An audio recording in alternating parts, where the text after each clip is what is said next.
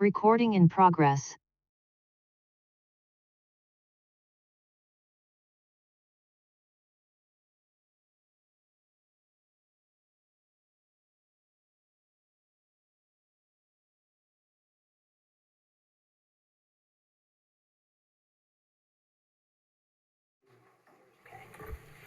All right, welcome everyone. It's my pleasure to welcome everyone to this workshop meeting of the Town of Poughkeepsie Town Board on March 12th, and we'll begin with a salute to the flag. I pledge allegiance to the flag of the United States of America and to the republic for which it stands, one nation, under God, indivisible, with liberty and justice for all. Okay, we'll start with roll call. Okay, good evening. Bill Reuter, First Ward. Hello, Barbara Laird, Second Ward. Ann Berger, Third Ward. Good evening, Mike Safone, Fourth Ward. Good evening, Ryan Sharp, Fifth Ward. Ann Shershin, Sixth Ward. Felicia Salvatore, Town Clerk. And Dave Gordon is sitting in for Emily Svensson tonight. I'm Emily Svensson tonight. Okay, welcome. Good to have you with us. Rebecca Edwards, Town Supervisor. Okay, so tonight we don't have any public hearings, we're not taking any votes tonight, but we'll begin with public comment from anyone who might want to speak on items that are on our agenda tonight. That includes a presentation about the Reese Audubon Preserve, a presentation on a new Dutchess County local law regulating pollution in the vicinity of water supplies and wetlands, discussion of the proposed code for battery energy storage systems, discussion of a proposed cannabis dispensary at 747 Main Street, a discussion of the designation of Fallkill Avenue as Bill Duke Way, and a discussion of our proposed, or in planning, May 10th, Town of Poughkeepsie Community Day at Bowden Park, and then we'll do some reports and committee reports at the end, okay? So I move to suspend the rules for anyone who might want to speak for up to 3 minutes. Second. All those in favor? Aye. Any opposed? Okay, then the floor is open for anyone in the room. We'll start in the room and then we'll move to Zoom for anyone who might want to speak on any item that's on tonight's agenda. Yes, Steve, welcome.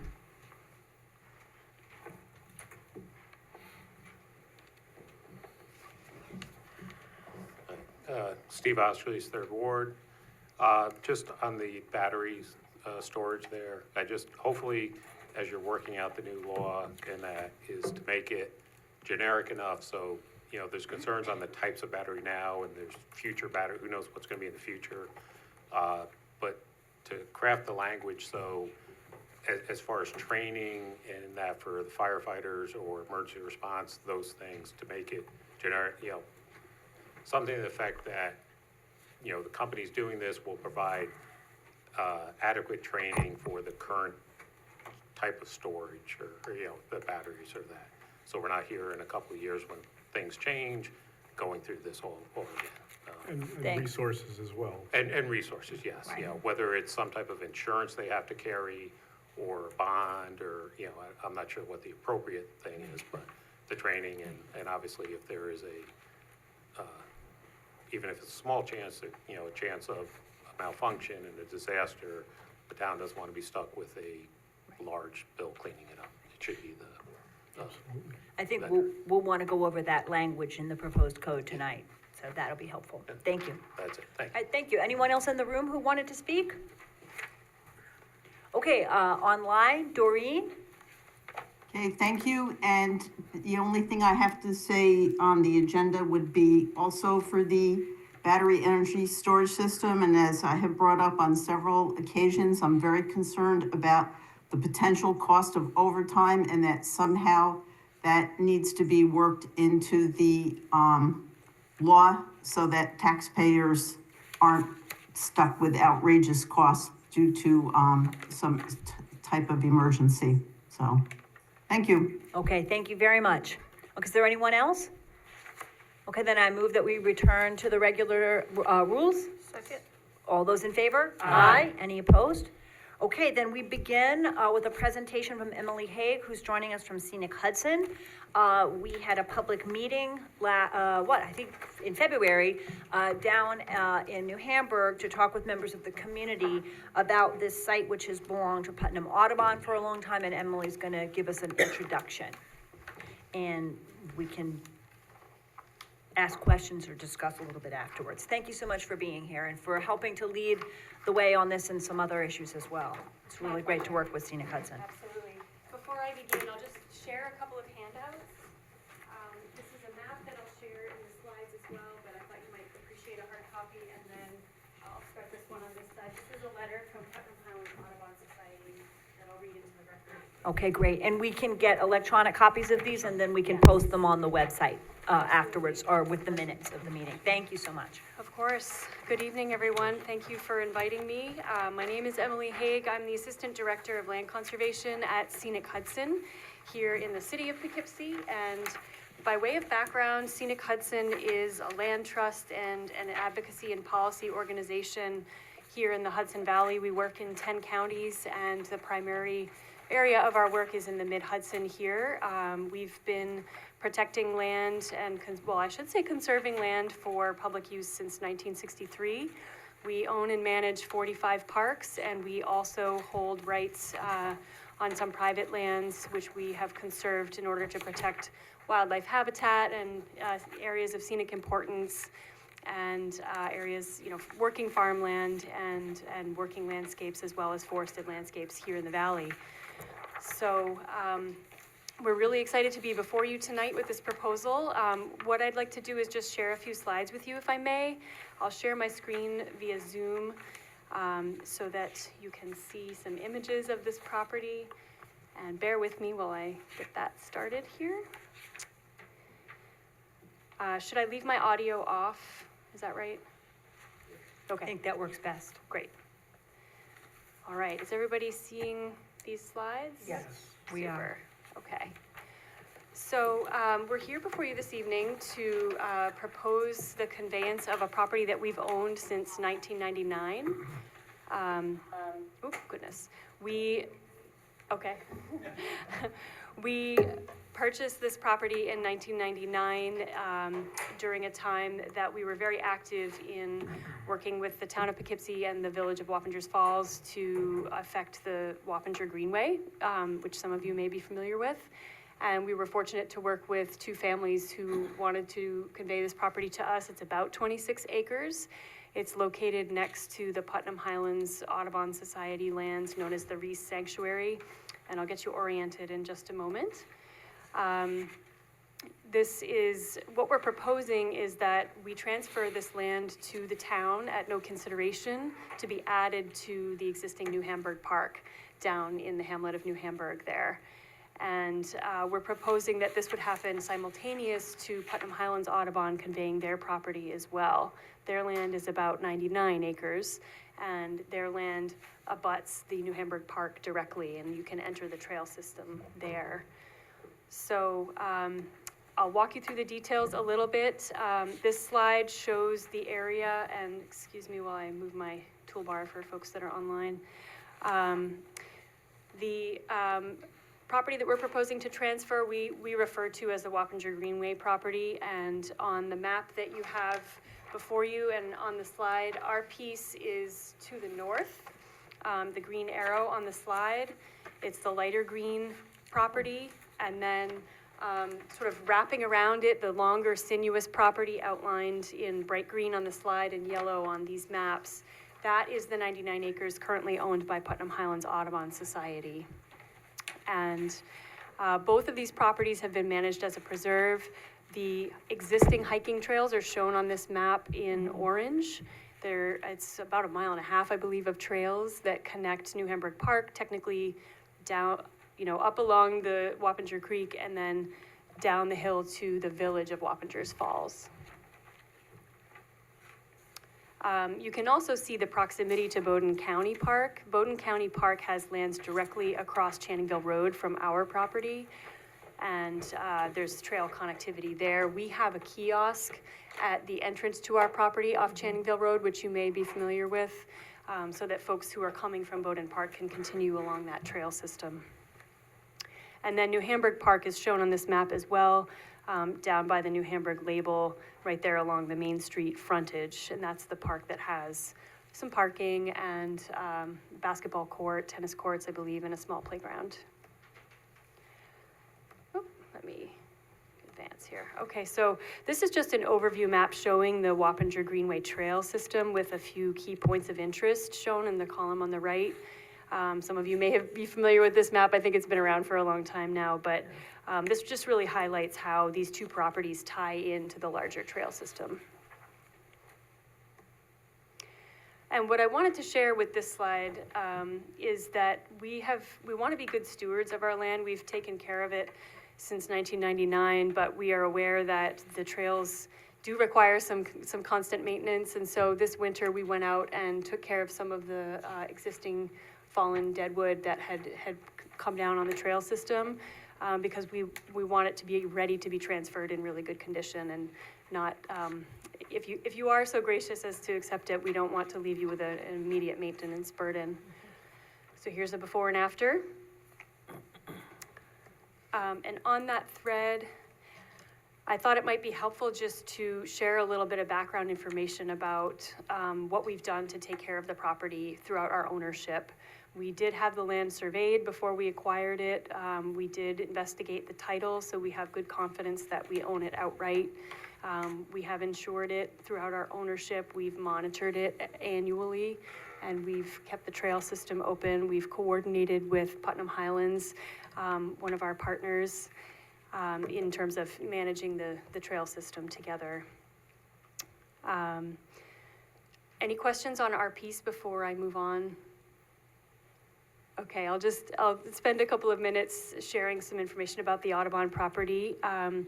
Sean Camilleri, the chair of the board of Putnam Highlands Audubon, expresses his regrets that he couldn't join us here tonight, but he just wanted to have me pass on a few details about their property. So they've owned their property for a bit longer than we've owned ours, and they acquired it directly from National Audubon Society, who had acquired it from the Reese family.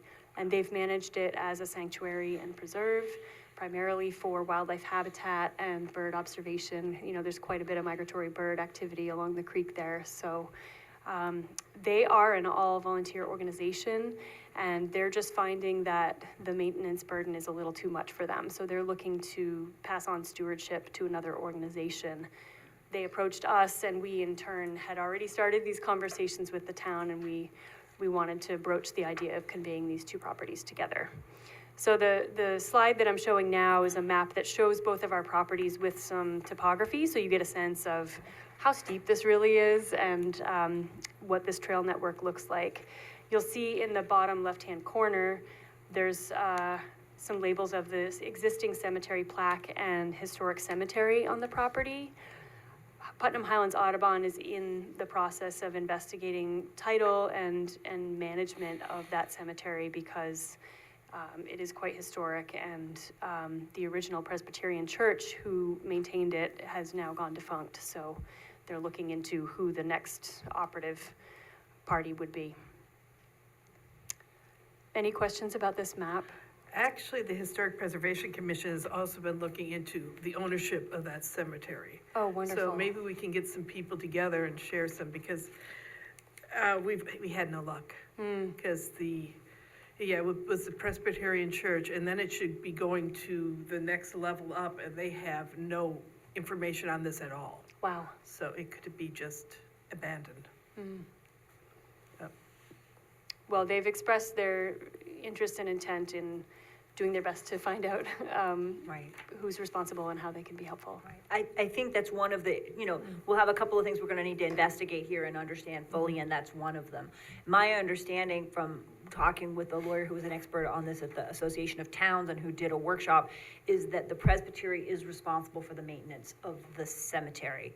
They may not realize that, but that's, as long as the essentially the church organization or diocese that, of which the church was a part still exists, even though the church itself doesn't exist, that they have some maintenance responsibilities. Volunteers are taking care of it right now and doing a really nice job with that, but I think clarifying exactly who is responsible and who is, has written, is willing to take responsibility is one of the key issues to address. Someone wanted to share. Hand up. Someone with their hand up. Oh, okay. Maybe as we go along, you can share some information as we go along. Let's let Emily finish and then Sure have thing. you come I'm up to almost done. present. Sure. I think that was actually a great segue into the last piece that I wanted to touch on. Here's a photo of the cemetery, by the way. I wanted to touch briefly on management costs. We wanted to be fully transparent about what stewardship of this property would involve, and we did a review of our annual costs over the last 10 or 15 years, just to kind of understand what it takes here. And I'm pleased to share that the costs have really not been high for this property. We've been very fortunate that folks have used it respectfully, and there's very little infrastructure on the property, so it hasn't required a lot of maintenance. But to be totally transparent, what we put together are annual costs and then non-routine maintenance that we've done periodically. So in terms of annual costs, really it just boils down to mowing of the existing trail entrance off of Channingville Road, which is a little bit wider than the standard hiking trail and requires mowing and trimming.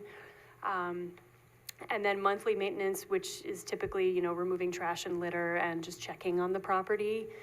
And then hazard tree removal, like the photos that I showed you, when there's occasional deadfalls along the trail system. So those are the annual costs, which have averaged about $4,200 for us annually.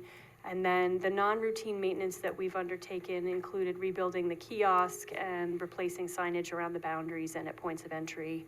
And those things, again, are typically a couple of $1,000s every 10 to 15 years. So we're cognizant that you don't want to take on an additional burden, and we feel like this is pretty low, hopefully. And with regard to Audubon, what they shared with us is that they've really maintained it just with volunteer labor. So they didn't have any specific costs to pass on. They have not had to mow their property. They don't have the wide trail access that we do. So it's really just been all volunteer. Emily, I have a quick question. I'm struggling to figure out where the cemetery was. If you could go back to the Oh, map and just absolutely. point it out with a cursor. Yes. Way down. Sure thing. Down here at the very southern end, close to where the Wappinger Creek mouth Oh. is with the Hudson River and the rail Oh, bridge okay. is. Okay. There's a bluff. The cemetery is sort of at the edge of a bluff that overlooks the mouth of the creek. Okay. Does that help? Yep, thank you. Sure I thing. believe the cemetery has burials from the early 19th century, early 1800s, up through about the first decade of the 20th century. So it hasn't been used for a very long time. Right. Some of the dates were pre-Civil War, Yeah. for sure. I believe Governor George Clinton's son is buried there, among other people, so. Wow. I wanted to share this last slide. Here's my contact info if folks have any questions that we don't get to tonight. And also, this was a visitor that I encountered in the cemetery. Beautiful, wow. Yeah. Gorgeous. Thank you. I thought, if it's all right, could I just read the Audubon letter? Sure. I'll be brief. I just wanted to Give us the highlights. Sure thing. So I mentioned that they've managed it primarily as a sanctuary and that their challenges have increased. Their volunteer numbers are dwindling. What Mr. Camilleri said is, although not outrageously expensive, the cost of maintaining the sanctuary for a nonprofit started to become magnified as costs of other chapter necessities began to rise. And by donating this land, it will help Putnam Highlands Audubon help better serve its members in the Hudson Highlands region. We believe, being Audubon, under the town's stewardship and with the involvement of dedicated local groups such as the Friends of New Hamburg Park, the sanctuary can receive the care and attention it needs to thrive. It is our sincere hope that Reese Sanctuary will continue to be a valuable resource for the community and a safe haven for wildlife, supported by those who know and love the area best. Thank you very much. Thank you. Sure thing. Thank you. And there's someone else who wanted to speak, ma'am? I'm a long-term time member of the volunteer group that took care of the cemetery. And a long-time environmental activist who helped with the Green Lane. I'm retired now, needless to say. But, To speak a little bit more, could you come and speak in a mic, because the folks, that will help you be recorded as part of the meeting. Thank you so much. my name is Mary Lou Lamping. Used to be Lutters from the White Remy, remember that? And the person that really started the ball rolling with maintaining the cemetery was my deceased husband. The Diane Levitt has been the point person for the volunteers to oversee the cemetery. She's the one that raises the money every year that we need to pay for the trees and for the mowing, and miscellaneous expenses. Since Kenny died, there hasn't been a lot of work on the stones, but he and other volunteers did help restore a lot of the stones. From what I understand, the deed restrictions that will come with the donation of the land will be the same as were given by Mrs. Reese when she donated the land originally to Audubon. So they're pretty strict. And they call for, it's managed much more strictly than a park. It's just a preserve. It's not to be built or tampered with in any way, except for the maintenance of the trails and stuff like that. The church, the presbytery, has been maintaining insurance on the property, and from my understanding, may still do that. But you're right, there isn't a lot of contact with the presbytery, but they do acknowledge ownership, or whatever it's called, in the church. And they do maintain the liability insurance on the property. Wonderful, thanks. The concern of the volunteers, the people in New Hamburg and the people who've been maintaining this property over the years, the cemetery I'm now talking about, is that it be respected as a historic cemetery. We've had, before the volunteers got started, the Boy Scouts did some work up there and actually drove heavy equipment over a bunch of the stones. So we don't want to see that kind of damage done.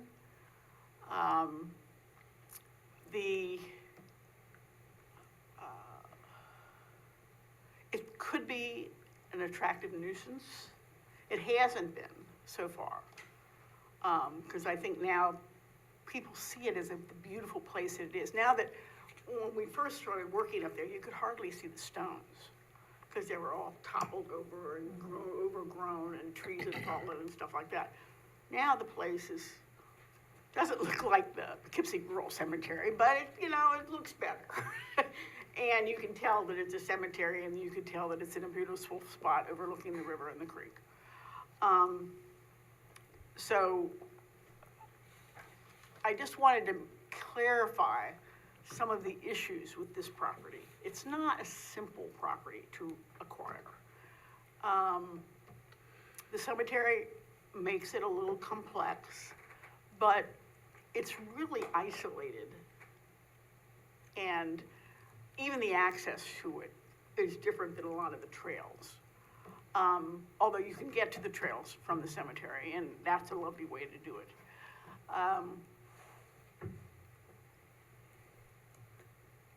Any property in this day and age is attractive as the Swappingers Greenway. The whole thing is a developer's dream. And we who love this property understand that and want to make sure that it's protected in perpetuity. Thank you very much. And I could add to that we did have a large community meeting down there, and there was quite a large crowd. And then out of that has come an additional group of about 12 or 14 people. I think some are overlapping of those who are taking care of the cemetery, who are interested in, they're working with the Friends of Peach Hill Park to think about how they might more institutionalize continuing care of the site. Yeah. So thank you both very much. What helps me most in a situation like this when we're workshopping something is to gather questions from the board so that you can ask questions now, and we can also gather, so what additional information do people need? So maybe we could have a short discussion around that with any questions people might have. I don't have any other questions. We were answered at that meeting. We went through. Okay, good. Anybody else? What is recreation's role gonna be in it? So Nate Smith came to the meeting Okay. down, and we've been talking about it. I think it raises an interesting issue. Nate's very happy to sort of take it on. We know that we do need to talk with safety, about safety folks, but that's the case now, right? It's in the town, and if someone were to fall on a trail and need emergency care, we already need to probably think about that and make sure that there's access for emergencies if needed. He's very excited about it. We now have, I believe, 3 parks in the town that have hiking and walking trails. We have 2 parks in the town that have, this would be the 3rd, that move beyond having, fields and, ball field and play set to having a larger space. One is Peach Hill, and now we also have Creekside Park, and if anybody has gone and walked there, it has a beautiful long walk along the creek.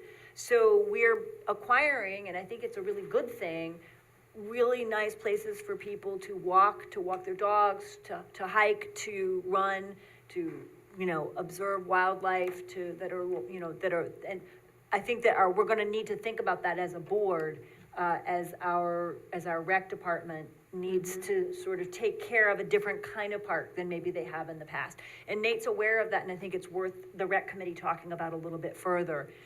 We are also in conversation about the North 100, right, which would be then a 4th park that would have a similar kind of quality to it. They call them passive use parks. I find that a very funny term, because I feel like bird watching is not more passive than but it's fairly active. People running is active, but it means you're not changing the landscape. You're trying to keep it in a natural state and appreciate the wildlife. So I think that there's a conversation to be had there about the town. It's an exciting opportunity for the town to expand its parks, but we're gonna need to think about, what that means in terms of seasonal maintenance and things like that. Yeah, I was also at the presentation at New Hamburg, so I think I was excited to see how many townspeople were very interested in passing this over and stated the same thing that you did, that we keep it in perpetuity. And, it fits into our comprehensive plan that we keep the green spaces. It's quite a steep ravine there, so unless, there would It be, is. there'd be no way that I would want to see anything built on it. So we just have to work that into the language of the paperwork and the legality, so. Anybody else have questions? Just to state that I'm all for open space. It's wonderful that it's in the 1st ward, but it's also wonderful that it's part of the town of Poughkeepsie, so thank you. Thank you, that's nice to hear. Thank you, Bill. It is a beautiful site. I encourage everybody to go take a walk there. There is a very steep, kind of switchback down toward the village of Wappingers Falls, but it's a beautiful site, and it is very steep. But you're, in the winter, particularly before the foliage, grows in, you can really see right down to the creek. It's very pretty, so. Thank you both very much. I really appreciate it. And, Emily, if there's any other questions that arise, and we'll be in touch, and I know that the volunteer group down there is continuing to meet, so. Absolutely, thank you for your time and consideration. We really appreciate it. Thanks for the Thank you. map. It's great to be working together. Thank you. Okay, our next item then is a presentation from Anthony Ruggiero. Welcome to talk about Dutchess County Local Law Number 2 of 2024. Welcome and thanks for being with us. Thank you. Can everybody hear me? Yes, oh, I'm sorry, I should have said that you are with the Dutchess County Department of Health. That's okay. So, anyways, thanks for having me, Anthony Ruggiero. I'm the Assistant Commissioner for the Dutchess County Department of Health. So what I have to do tonight, I'm going to give a brief overview of the local law that was adopted in September. I have extra copies. I can leave some here for the public. I think I had sent them on, so I think everybody has a copy in front of you. What I did was through the law, so I gave this presentation I'm going to give tonight is similar to one I gave to the Mayors and Supervisors Association. But as I go through, we have a number of resources on our website, and we've done a number of technical and detailed presentations to your planning staff, your planning boards, your zoning boards, and engineers and other professionals. So again, we're here for the local law number 2 of 2024. So it's regulating hazardous pollution sources in proximity to public water supply, aquifers and wetlands. So what we refer this to is the aquifer law. So as I go through, and if I say the aquifer law, it's all the same law. So again, it was adopted in September of '24, but it became effective October 1st of '24. And the law, what the law allowed us to do is the Department of Health, it gave us the authority to come up with rules and regulations in order to implement the law. But at the same time, the law is effective. So if anything comes in front of any approvals that the Department of Health has to do, we have to make sure that it's in compliance with the law. So we're, implementing and enforcing the law at the same time of coming up with our rules and regulations. And you can imagine how much fun that is. So what I did is I have a cover page here that's kind of goes through what we've been doing. So we've laid out a process throughout the year. We're right now still in the first quarter, and what we're doing is we're doing our outreach and our kind of listening and getting input from people. So far, I've done about 5 presentations. Just at the end of February, we did 3 different Zoom meetings. I understand your professional planning staff was on that. Those were a lot more detailed, a lot more, kind of went through examples. So the website is on there. So if you go to, the county website, if you put an aquifer, it will take you right there. You can see all those presentations. We're also building an FAQ. So anytime and through any of those presentations, we'll take those, we'll vet them, and we'll put them up on the website. We've also developed an email, so it's aquifer@dutchessny.gov. So if there's questions particular to the law, you can send it to that. It comes actually to me, so we will make sure that you get those answers. So if you go through what I've done again, if you go through the law on page 2, I've kind of gone through and highlighted the sections that I thought were important. So again, the Dutchess County Legislature, they deemed it necessary to establish restrictions to protect the public water supply. So in that, what they determined that there were 8 contaminant sources that they wanted to restrict development near the public water supplies. So they put up certain distances that they would have to be, and vice versa with the public water supply would have to be certain distances from those contaminant sources. On the next page, there's the definitions. Really the important thing here is for the public water supply. I just kind of wanted to make everyone aware. So in Dutchess County right now, we have about 627 public water supplies, and those are divided up between community and non-community. So your community would be what you would think is your city of Beacons, your city of Poughkeepsie's. It could be a mobile home park. So those are your more your municipalities. Your non-community could be a deli, could be a gas station, could be a strip mall. So those would be feeding off of most likely a well. They're not community because not obviously feeding a larger community. That's kind of how we divide up the definition. But that's important as we go through your list of contaminant sources. So the legislature right now determined that there were 8 contaminant sources. These are the 8 right now. One of the questions that came up in the presentations was about other types of contaminant sources. The legislature can always add, but right now these are the 8 that are in front of us in the law. I'll go through them briefly, just again, for the people watching at home and also here. So the list goes through your dry cleaning establishments. Those again aren't your drop-off. Those are actually doing the dry cleaning right there on site. If they dispose into a municipal waste system, they don't need those separation distance. But if they do not, then they'd have to meet the separation distance. In this case, it's 1,500 feet. You have, again, I'll go briefly through some of these, your underground chemical petroleum storage tanks for commercial applications. Your fill ports, underground chemical and petroleum chemical tanks. Gasoline, diesel fueling pumps for the purpose of dispensing to individual consumers for commercial applications. This one's gonna be your gas stations. So this one, I just wanna take a couple of minutes. So it has to have a separation distance from the public water supply. But as I briefly mentioned earlier, it could also be its own public water supply. So it would have to meet the distance not only from the surrounding, if there were contaminant sources, but from its own tanks to the public water supply. So that one may be a little difficult, but it's not just, it's also interior, not just surrounding or exterior. Commercial car washes, but again, if they go into a municipal treatment facility, does not have to meet the distances. Salvage car operations, commercial productions for refining of chemicals, and then the storage of ice control, salt, or products for purpose of retail use, right? So this is not your municipal salt sheds. This is if it was a gas station, Dollar General, Dollar Store, Home Depot. If they were not in a watertight area, then they would have to meet the separation distances. Again, it's not your municipal watershed, your municipal salt sheds. As we go through on page 5, so it talks about nothing in this law is to prohibit the construction or operation of anything prior to the effective date, so that's October 21st. It gives the enforcement to the Department of Health. Again, nothing shall be interpreted to prohibit an existing or operating facility from continuing, so it's not retroactive.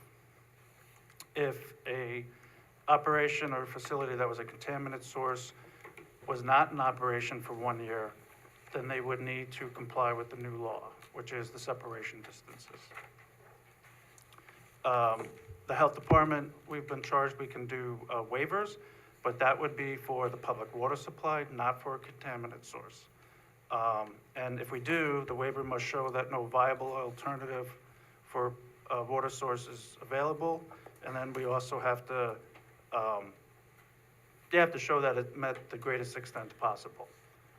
Again, waivers cannot be issued for a contaminant source. And then again, this law doesn't apply to community water supplies, municipal water supplies, the Dutchess County Water and Wastewater Facility, so it exempts those operations. And again, lastly, it just charges us with coming up with rules and regulations. As I mentioned earlier, we've already done about 5 presentations. I'm here tonight, I'm more than willing to go anywhere, meet and talk to people. We're only dealing with some of the things that came up. We're only dealing with contaminant sources that are on the list. We're coming up with a waiver procedure. We have set up an email for people to email any questions regarding the law. But if there are projects that are coming before you or of an applicant or developers looking at a project, we encourage to reach out to my department at EHS, which is Environmental Health Services, so it would be ehs@dutchessny.gov, and then you can set up what we call a pre-application meeting. You can kind of come in, present what you're doing, we can look at it, and we can try to give you some guidance. Again, that's only on a particular project, not on the particular law itself.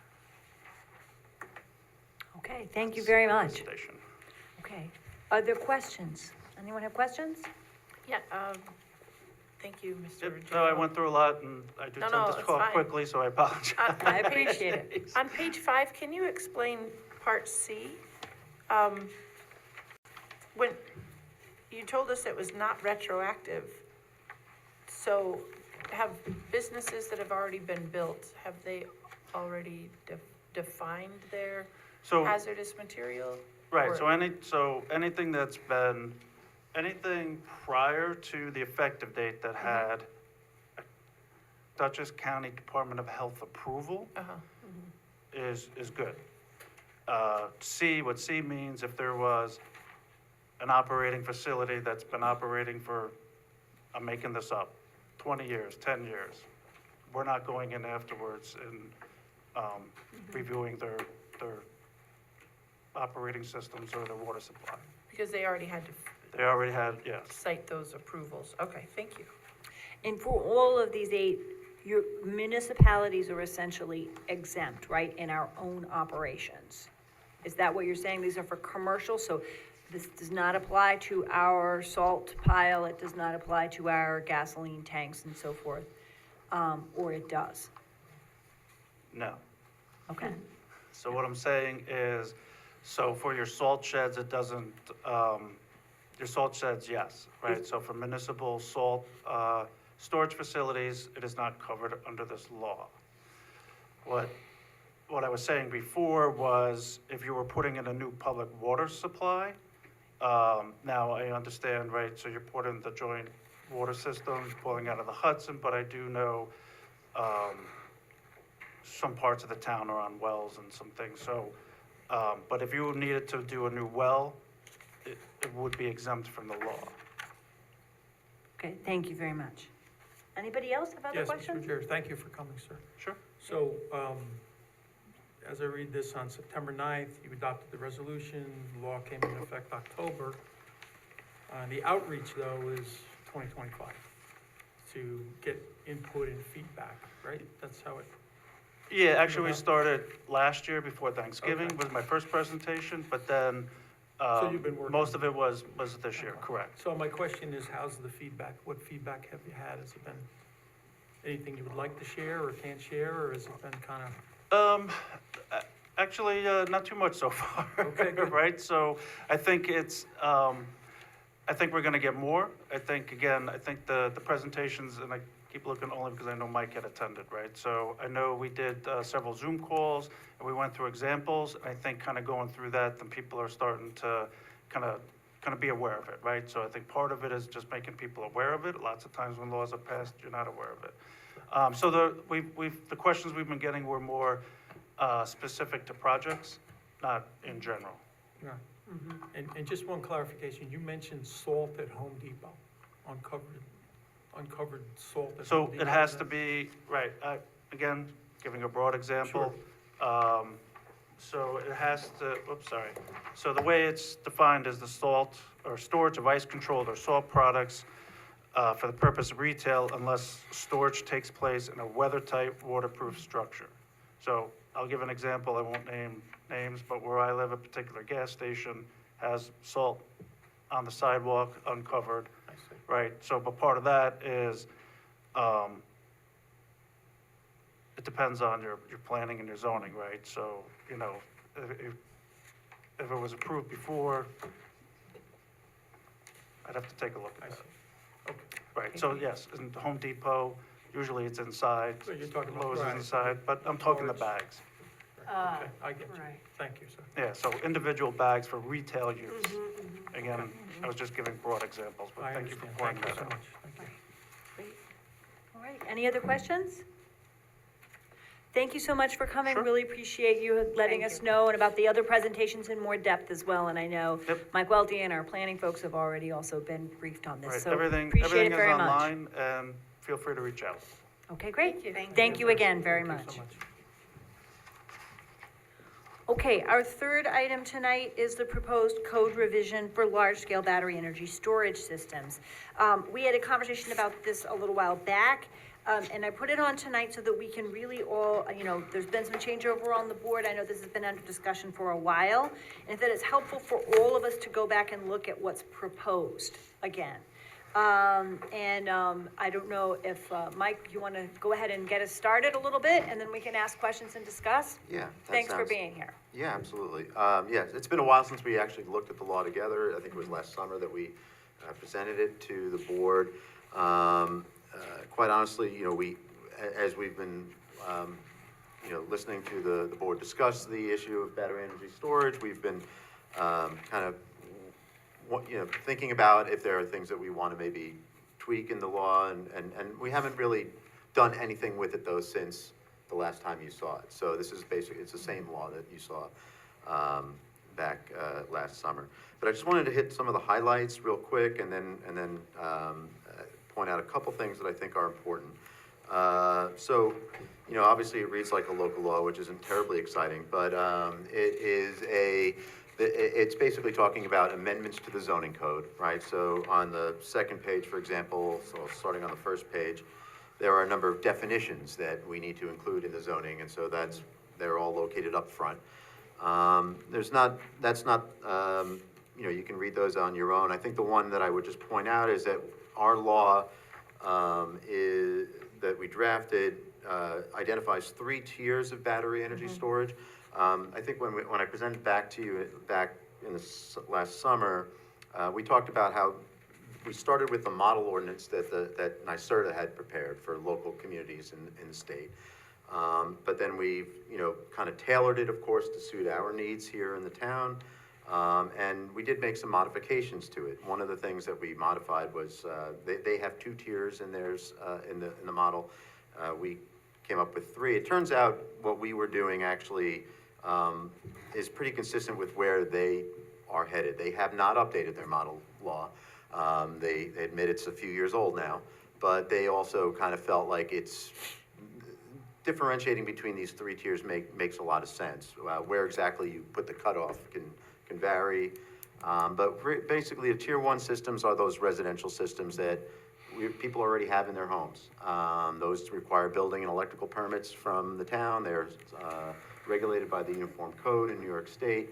So in our law, those would be, basically you would just need to go to the building department and get your approvals, like you do today. There is a second tier, which are systems that kind of in support of like businesses. They're almost like generators for businesses in some instances. They're fairly large, like a big commercial sized generator might be. Under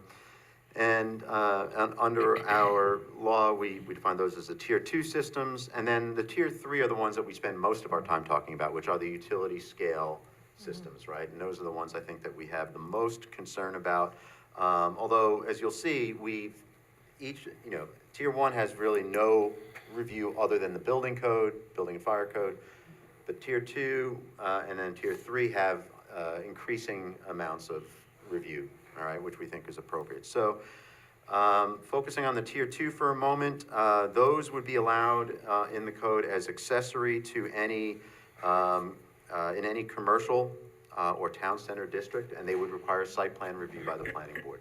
The only reason, they would still, of course, be regulated under the Uniform Code, the State Building and Fire Code, but we would want site plan review in that instance because we would think the location, where they are is important both from a standpoint of having access to them if you, in the unfortunate, if for regular maintenance or if you need to, for emergency purposes, for safety, to making sure that there's not traffic circulation near these things that might cause conflict, and even for aesthetics purposes, right? They're like I said, they're not small. These can be, the size of a refrigerator or larger. So you want to make sure that they're screened and kind of not in front of the building, but somewhere off in the back and so on. So site plan review for those was what we suggested. Tier 3, again, the utility scale systems are the ones that are most on people's mind. Those would be under the proposal, would only be allowed in the heavy industrial district here in town. I think I mentioned to you that when we spoke in the summer that, obviously there are a limited number of heavy industrially zoned areas in the town. For the most part, these systems want to be close to, the substations, right? To Central Hudson substations. And the reality is where there's basically 6 substations in the town, and there's really a couple of them where there's a location relatively close to a heavy industrial zone. So there's only a few areas that this would be, where these would be permitted. That I will tell you, based on when discussions with NYSERDA when we wrote this, that was not their preference. They would certainly like to see more, us to be a little bit more open. But I think as a starting point, we felt in the code update committee that we wanted to be pretty conservative about that our approach. And so, if in the future we felt differently, you can always add or change the districts accordingly.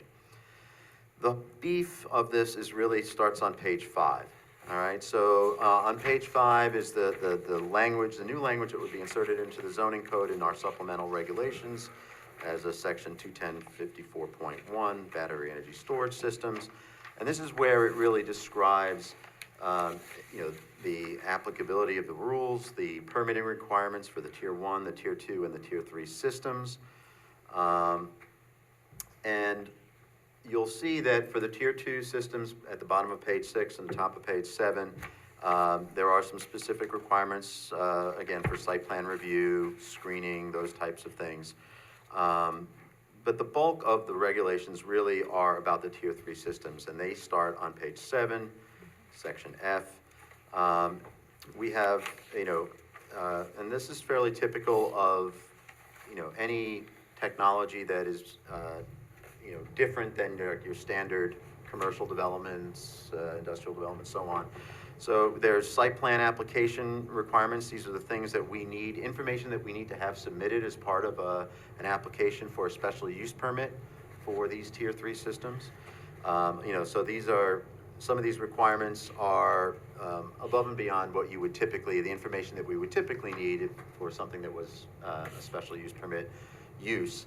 And there are things that are specific to this technology, right? So things like a fire safety compliance plan, an operation and a maintenance maintenance manual, emergency operations plan, decommissioning plan. Those are all things that we're spelling out as that you have to submit with your application right off the bat, so that, you know, applicants know right away what it is that is required.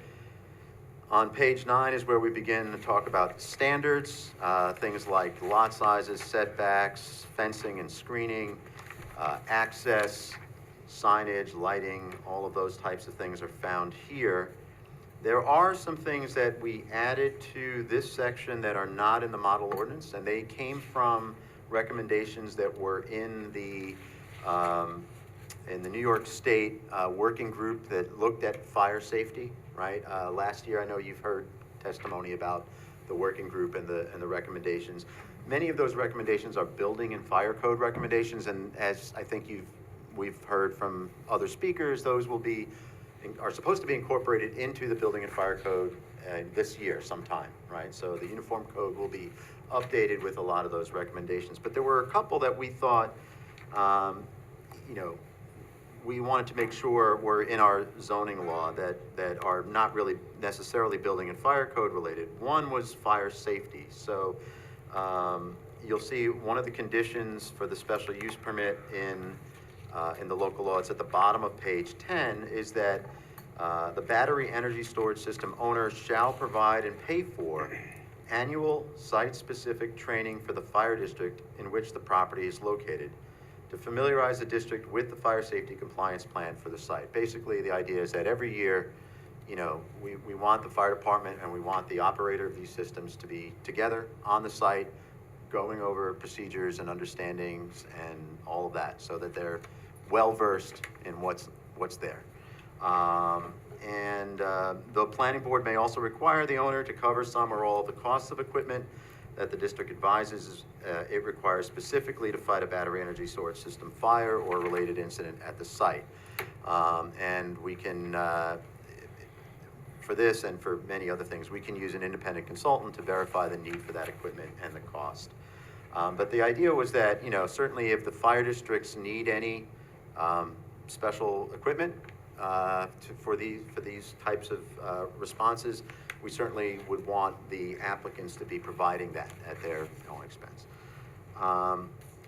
One thing which is a recommendation from the state working group, which is not spelled out in our code, but which does exist already in our zoning, and that's why it's not spelled out specifically here, is that we have the ability to hire experts on any subject, really, when we have something before the planning board that is unusual, right? We already have, routinely, we have civil engineers, CPL, that work with us. We have traffic engineers, JMC, that work with us. We have an environmental consultant that works with us when there's wetlands and things like that on a site.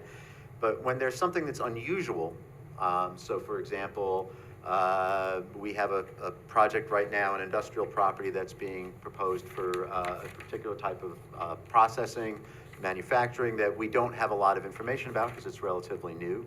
So we've hired an engineer that has a background in industrial processes, air quality and that type of thing to help us review that particular application. That is being done through an escrow that's paid by the applicant. So we do that now, and we would certainly do that for any site plan or special use permit that would be like this, because it's something that our regular staff of consultants and professional staff, you know, don't have expertise in, right? If I could jump in for just Yeah. a second. In some of these places, when I was reading through it, it says the planning board may choose to get an expert. But at the top of page 8, as far as the fire safety compliance plan, in E at the top of page 8, it says the town shall require an independent consultant review, right? Yep. So each one of these will have a fire safety compliance plan, and it's mandated that the company, under our regular code, the company will pay for the planning board to have an independent consultant review that site plan. The planning That's board correct. will choose that consultant. Yep. And so that there will be an independent review of the fire. There's just a difference there, and that one is shall and the others are may, so that there might be some other things the planning board wants to do. But in this case, the planning board doesn't have any choice. They must have that fire safety plan independently reviewed, right? That's correct. Okay, thank you. Yeah, absolutely.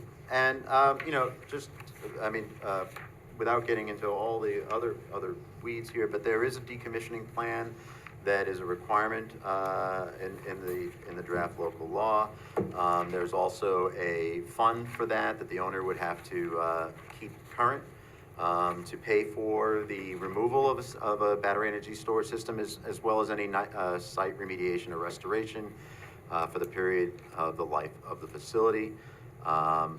And those are really the highlights. There's certainly things, you know, we're happy to revisit particular language and would love to have suggestions about, you know, other things that you think should be incorporated in the zoning.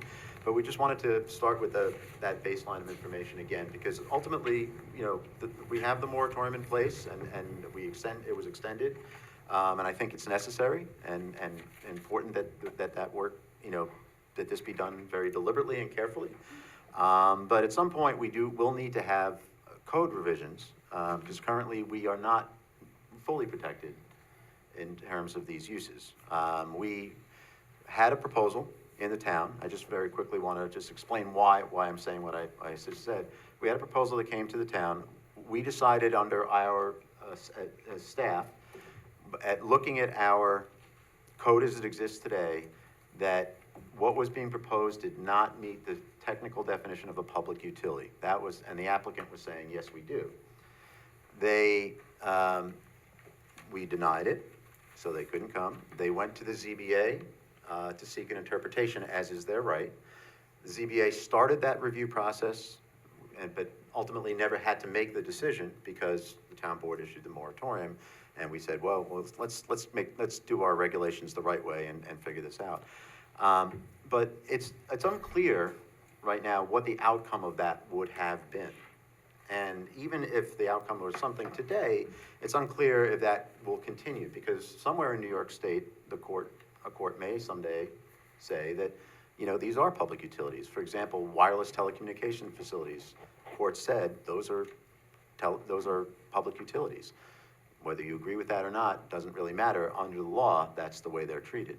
So having something in place would be infinitely better than not having something in place. Even if that says absolutely nowhere in the town will you have them, that would still be better than what we have now. So just want to make it clear, we have to do something at some point related to this topic.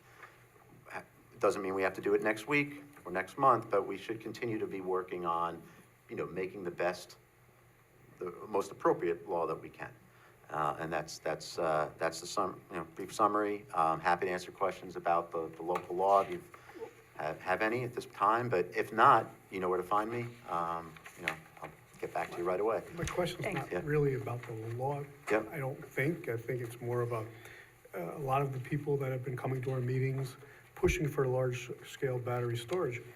If we only have maybe one or two sites that they're good for, size-wise, but they're really not gonna save us any money on our electric bills, because it's going into the grid, and it's gonna be utilized elsewhere. None of it's coming back to the town and it's gonna lower our bills. It seems to me the 1 and 2 scale, 1 and 2 battery storage is the one that actually will save you money on your electric bill, because that's going into your own home. So, That's one way to look at it, but I mean, I think, and I'm not gonna argue pro or con, I'm just gonna say, I think what folks would say is that going into the grid on a whole level, you know, or statewide, is ultimately intended to be beneficial for our energy future, right? And maybe costs down the road. But you're right, it's not gonna save us that's anything right now That's currently. not going to and we're our not gonna have savings. enough to actually save us any money. So for all the people that come to the meetings and say they're gonna lower your bill, we're not gonna ever see that bill be lowered, because we don't have enough, we're not gonna have enough of those battery storages put anywhere in the town that's gonna see any real benefit. It doesn't to go us. directly to the town, that is Correct. correct. As I understand it, the goal of these companies is to create a storage facility like this and to store power, and then when there's high demand, bid against the peaker plants Right. and undercut the cost of electricity that Danskammer's charging when it's 105 degrees in July and everything's running full tilt. So if they are able to undercut the peaker plants, Yeah. then they will be providing energy at a lower cost.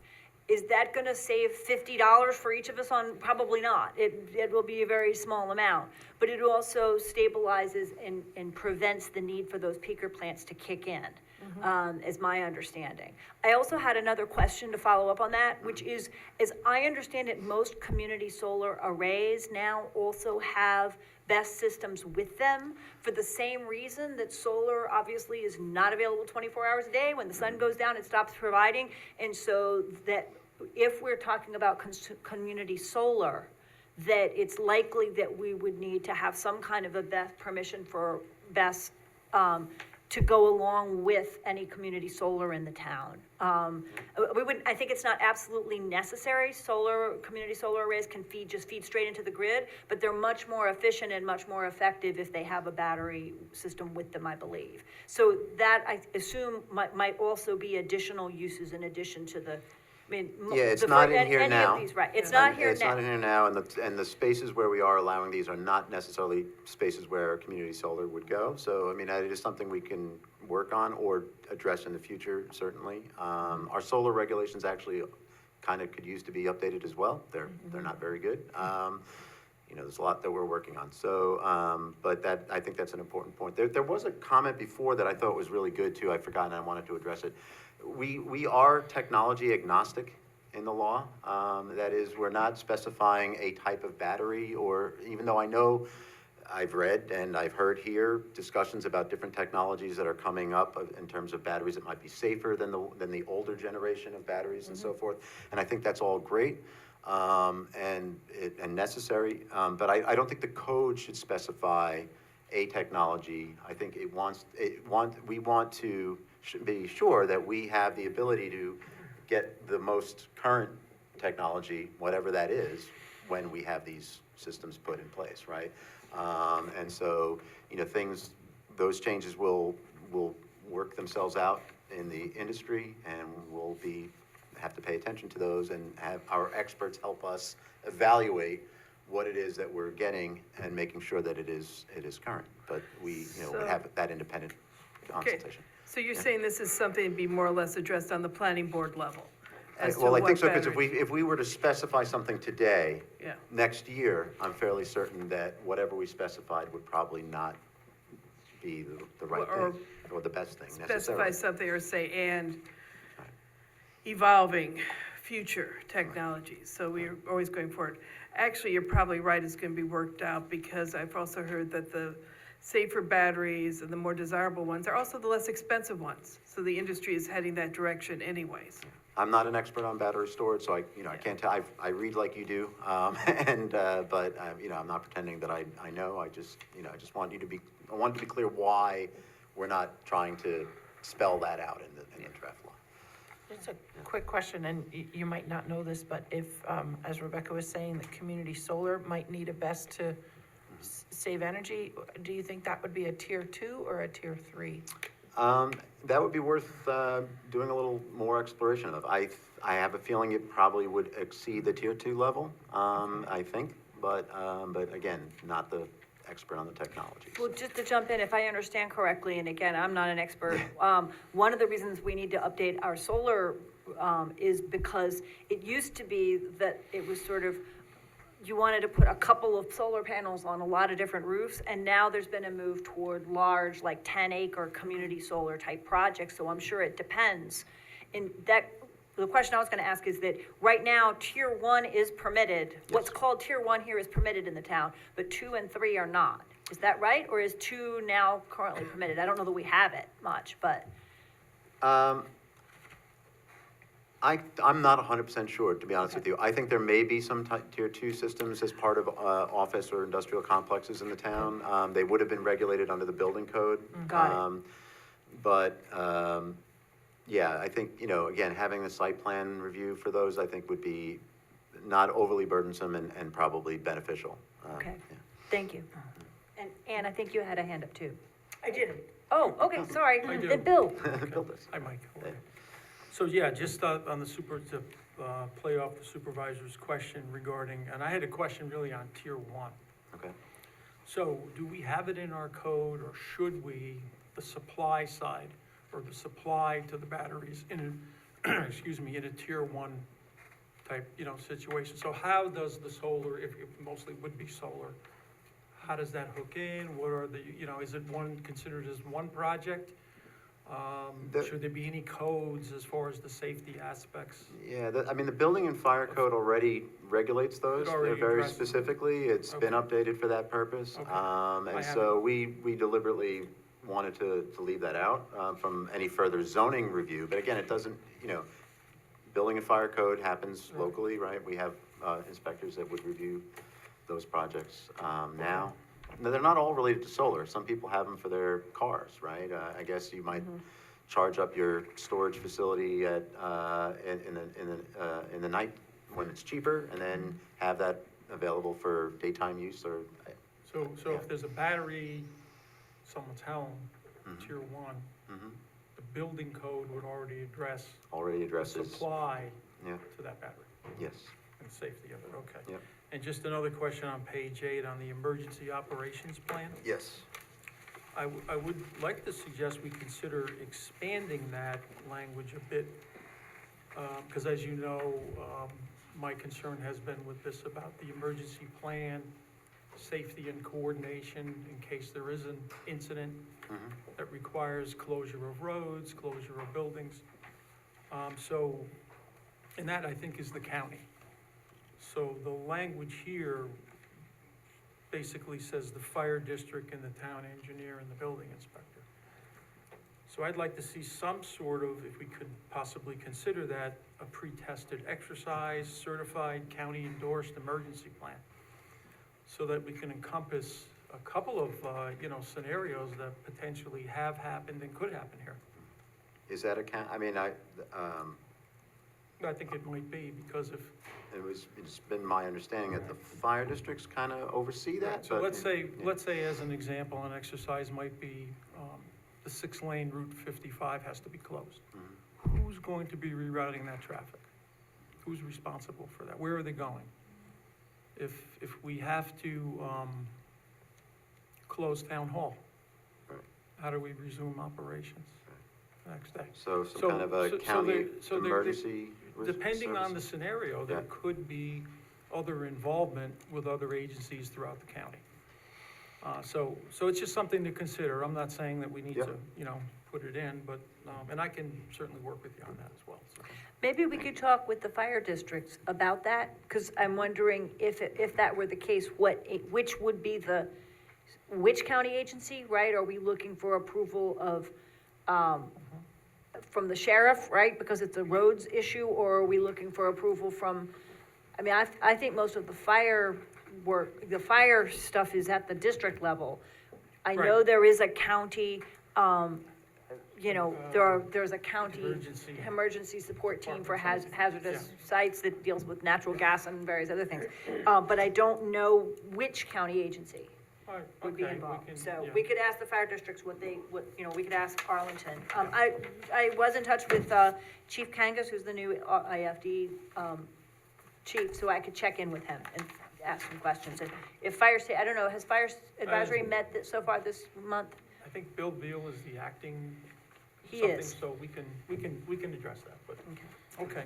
Yeah, absolutely. Mike, I thank can, you. I'll ask some questions. I'll check in with Yeah. him and I'll check in with the fire chiefs. And if there's a fire advisory committee meeting coming up, maybe we can put it on the agenda We there too. can, yeah, that would be great. And then just, yeah, I like the conditions aspect of it.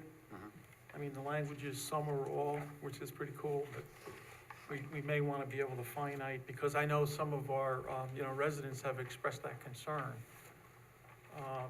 Is if there is an emergency, unfortunately, if that does happen, who's gonna pay for it? Yeah, this is really addressing the sum or all of the cost of equipment, right? Sure. That the fire district needs, but to that point, right, that's something we can look into a little bit too, like what is the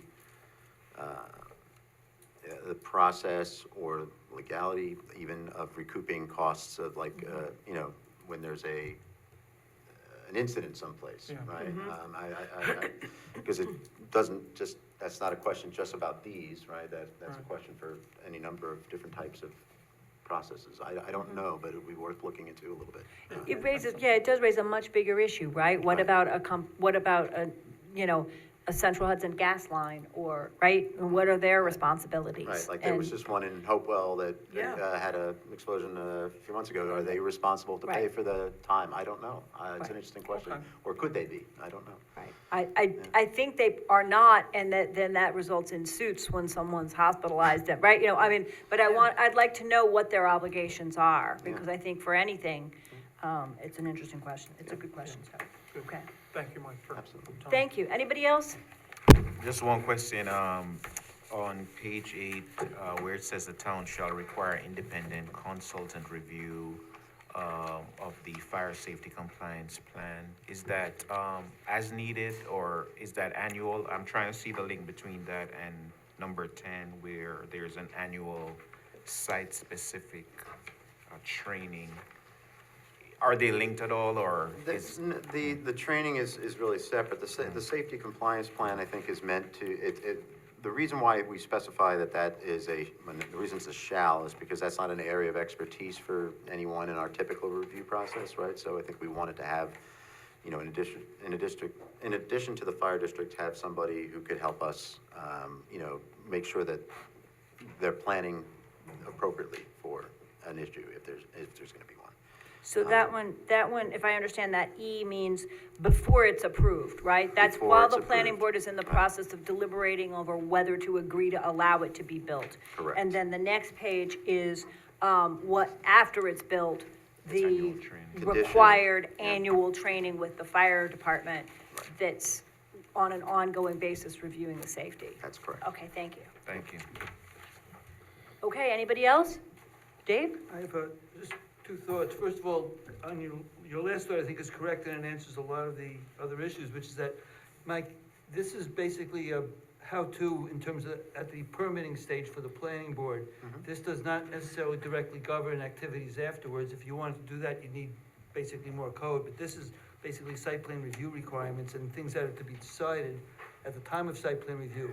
Those things that are decided might have future ramifications, like an annual requirement. Annual training, decommissioning funds. The board so should forth. consider everything with that in mind, is that this is what goes before the planning board, and then thereafter it becomes a different set of issues. I have one other thought. There was a comment previously about sort of the overall strategy and whether, the board could and should take into account the fact that some of these facilities, particularly the bigger ones, might have a benefit that was more regional, but cost issues or concerns that are more local. And I just want to point out that the state has, perhaps unfortunately for municipalities, a provision that has actually come down from the courts of treating utilities very, very kindly. If the utility is running up against a situation where the town code is too restrictive, utilities have the right essentially to demand variances fairly fairly aggressively. I think that's what Mike was saying earlier, is that it has not yet been determined in court that these are utilities. My point, though, is that it was actually Right. coming from the council person. Mike was talking about the town code, and no matter what the town code says, if a company says we're part of the grid, and we need a variance from this very restrictive town provision, they can get that from the courts. And in fact, the original case on this, before there was Article 10, was Indian Point coming into the village of Buchanan, and the village of Buchanan tried to zone them out, and that's one of the seminal cases that said you can't do that. So I just want to point out that if the town were to become aggressive with the idea of, trying to discourage these things, we may run into a problem in the courts on the basis of the utility exemption. Okay, thank you. All right, anybody else? Thank you very much, Mike. That was thorough, and I think that was very helpful for us to just go back and look at very specifically, piece by piece, what's being proposed in the code. And then we'll go get some more information, as we do from after workshop meetings. So, thank you very much. You're welcome. Okay, we are, and Mike, you might not be quite off the hook yet, because the next one is the cannabis. So, you want to just, I don't know that you're really here only to answer questions if they're questions, right? Yeah. But there is a proposed cannabis Planet dispensary at 747 Main Street.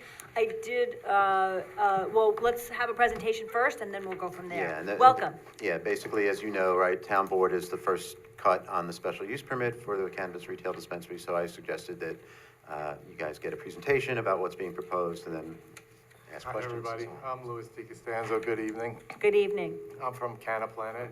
We have opened a few of these cannabis dispensaries before, and we're very familiar with the state laws and codes.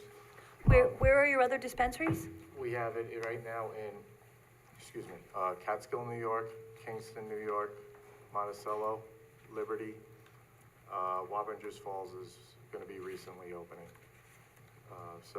This property is 747 Main Street. It's near the Big Bubble and I believe it was Prime Printing before this. And so we did the investigation behind if it fell into all the codes and variances on the state side. And we met with Mike and the planning board to understand your local laws and codes, and you guys pretty much went alongside with the state, which was good. And this one, so we did a search on how many square foot, because I know a few questions came up from the planning board side on there was a church or a school that was close, but it's over 500 feet. We did a search from the OCM website and also the SLA website to do a circle from a pinpoint of that many feet out, and it's out of the realm of the circle. Then also with the parking, I read that you have four parking spots per 1,000 square foot, so that it would roughly need about 8, which this property has 16. So it falls into most codes, and I do know you've had some in front of you guys already. So the thought of having too many in the community or something, but we run a very safe, clean, high presentation facility. Our security is very well. Sometimes it's outsourced, but for the most part, we have trained security on site also. I don't know if anybody had any questions. Okay, thank you. Other questions? Sure, sir. I just want to comment. This is a very nice business plan. Thank you, Very sir. complete. Thank you. I just have one question. Yeah. Do you have an employment policy? We have a company we use, it's called Kaya Push. They have, basically, they do pretty much our HR for our company. Okay. And, I don't know if you had any, Well, no, do you, specific questions. Yeah, so do you do background checks on, Oh, do yeah. you have any criteria for not hiring versus hiring? So, somebody's I mean, convicted. I'm sure everybody's familiar that the workforce is very hard to obtain workers. We're in a few other industries also, so workforce is very hard. But the background check is done through that company, and we do it's a 3-step interview process, and we have not seen any, I want to say the word riffraff in this business at all so far. Some of the cousin businesses, like beer or liquor industry, we see more there. The customer base that we see in this industry is surprisingly the older generation. They're very, like polite style customers. There's been 0 incidents in any dispensary in the state of New York. The only problems you've ever had are those people that were operating under maybe the hemp thing and opening it up in the corner stores or something like that. Like, those are the only ones that have had any type of So incident. you're saying you may not have a formal policy, but you keep Yeah. a pretty tight rein on Correct. who you hire Yeah. and you approve them, or somebody in your organization approves them? Yeah, correct. before you And hire. I don't know the Okay. full process behind the Kaya Push side. All right. But And just a question on your security, do you hire them, you said, or do you contract out, or both? we do hire security guards, Mhm. but in one instance where we didn't feel safe enough in the community, it ended up changing, but we did hire a third-party company for the first like 2 months. Okay. But most of your employees are in-house, Correct. yeah, okay, not contract. Yeah, and I Thank have, you. yeah, I have some questions about the parking, because I was very familiar with when Prime Print was located there and went there frequently. Yeah. Because it's big bubble, there's like 5, 6 steps down. So is there 16 parking spaces in the upper level where Prime Print was and where you're talking about locating, or is it including parking places down below with big bubble? No, this Because- is not, would I be able to share my screen? Sure, yes, should be.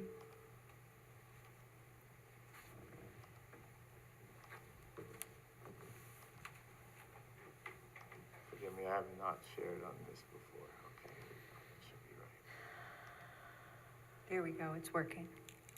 So this circle was the circle of, Yeah. from the OCM website, and those were the 2 facilities that fell outside of the 500 square foot. I believe here it was 250, but that was outside. But here is the site plan that Mike provided for me.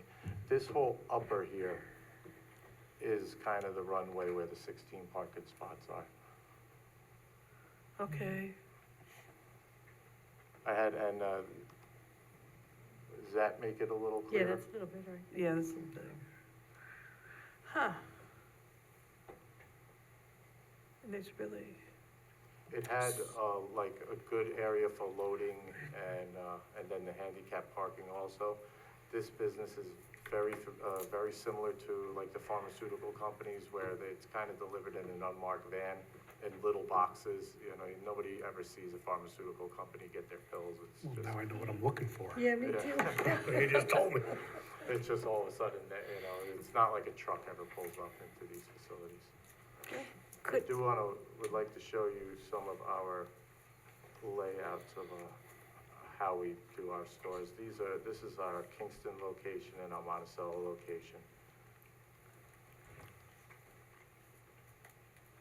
And I know you've had some in front of you before, but these are all locked cases, kind of dummy product that's out in the front. So everything's in a locked facility in the back. That is, we use a thumb or a key code to get into the locked facility, usually a 1 or 2 door process to get into the back facility. And then, you know, OCM is, you know, piped into the situation, so they're always keeping a good eye on it. We have to report back monthly with them. What are the hours? OCM has a 70-hour policy. We're flexible on hours as long as we can get to the 70 hours. What we normally do is 10 to 8, Monday to Thursday, Friday and Saturday, 10 to 9, and then something on Sunday to make up the difference of what's missing. And delivery?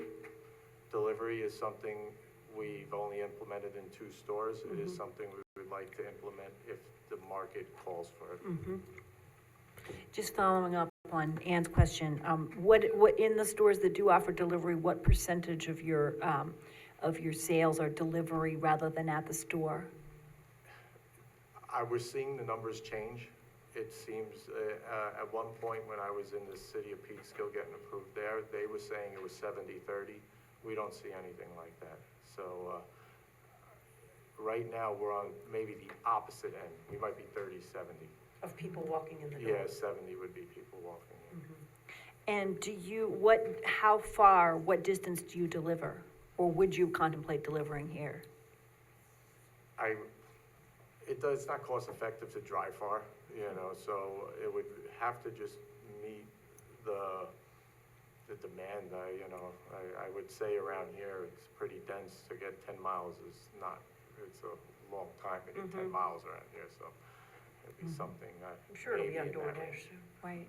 And in these other places where you operate, I mean, we're beginning to see, this is a new industry coming, well, not new exactly, but new legally. And I'm wondering how you differentiate yourself, how you would sort of describe yourself with relation to other, as you know, we have 3 other stores that we have approved in the town. None are open yet. And they're not open yet, right? But I'm wondering how people are how you're thinking about, your particular audience, your particular product, in this, what's gonna be a crowded field. So, the state made these laws in a certain way, and everybody's adapting to try to understand them. I guess they're trying to mimic something close to the beer industry law or the SLA law. The way we stand out is we're very hands-on on our organizations. We have a lot of moving parts and make sure that we're doing the best for the community, which you get some tax revenue on the backside of that, and that we just run a very successful operation. There will be some form of family member in there which would move into the community and would be living here, and then provide 10 or more jobs for people of the community. Okay, thank you. What's the SLA law? SLA is a liquor authority law. Okay, all right, thank you very much. Okay. And you are aware that there is another store already approved, like 3-4 blocks down the street? I am understanding. He's got the map.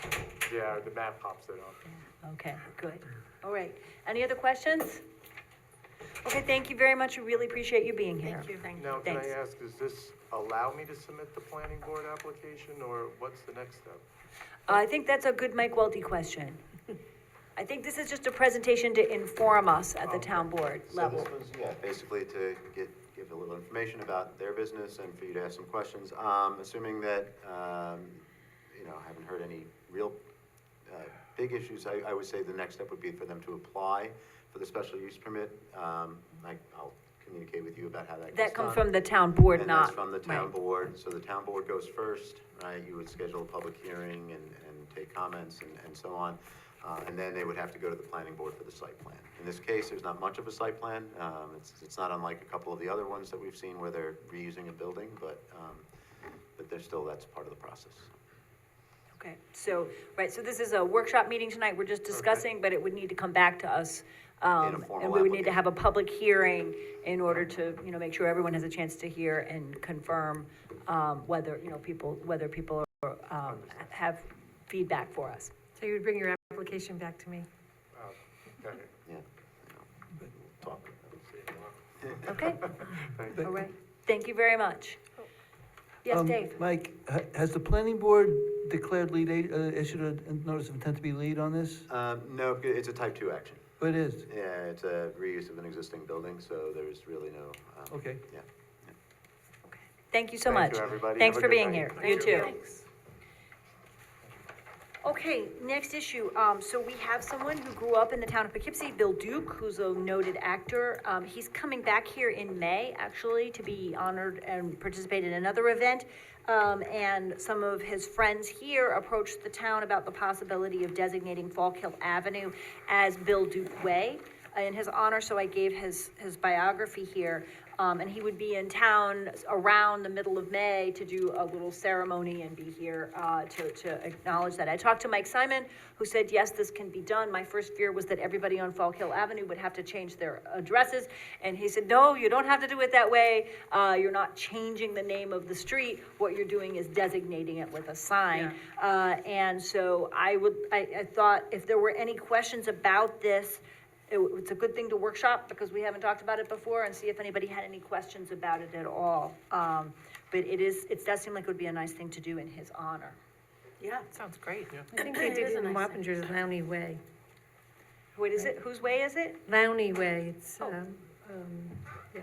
He was the town clerk in the village, I think, for a long, long time, Cool, or something in the village. cool. If there were, I don't know of other famous people born in the town of Poughkeepsie or raised in the town of Right. Poughkeepsie. He still has family here who still live on Falk Hill Avenue, which makes it, particularly special. But this is also an open invitation if people know of other folks who we might want to honor or recognize. It just kind of helps a little bit with our civic pride. So I'll work on making that into a resolution for us. Great, I saw a lot of these films and a lot of these TV Yes. shows. Great actor. I got to meet him, a couple years ago when he came back for an event. Very, very nice guy, very thoughtful. Great. So, he's pretty neat. And I think his daughter and grandchildren will still live here, so.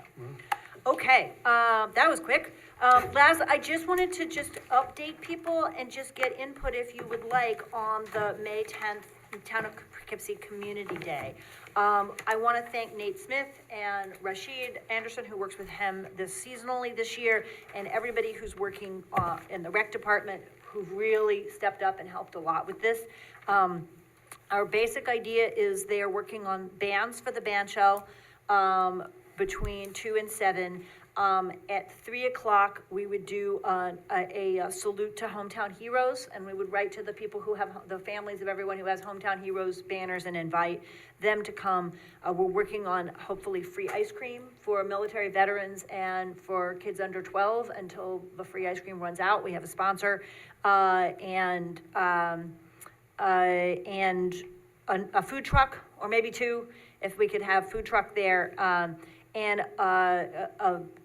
We have access to the band shell and 2 other pavilions, and then all the green space. So we can do touch a truck, we've reached out to the Fallon's, helped me reach out to the fire departments, to the highway department, the town police would like to bring canines, and we would do sort of some of the things that happened at the, National Night Out in August, but getting people, access to resources.